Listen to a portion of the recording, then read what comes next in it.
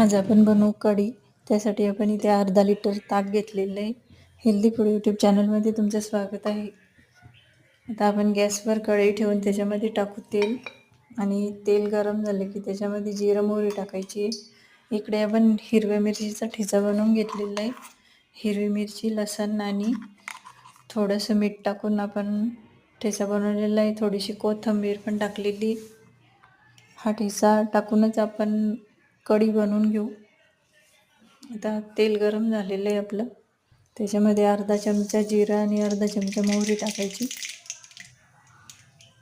आणि जिरं मोहरी चांगली तडतड उडाली की त्याच्यामध्ये 2 चमचे ठेचा टाकायचा आहे. 9-10 कढीपत्त्याची पानं टाकू आणि ठेचा चांगला मिक्स करून घ्यायचा. नंतर याच्यामध्ये टाकू थोडीशी हळद, चवीनुसार मीठ टाकू. चांगलं मिक्स करून घ्यायचं आहे आणि आपल्याकडे जे ताक आहे ते ताक याच्यामध्ये टाकून द्यायचे. आणि नंतर थोड्याशा अर्धी वाटी ताकामध्ये आपल्याला 2-3 चमचे बेसन टाकून मिक्स करून याच्यामध्ये टाकून द्यायचे या ताकामध्ये.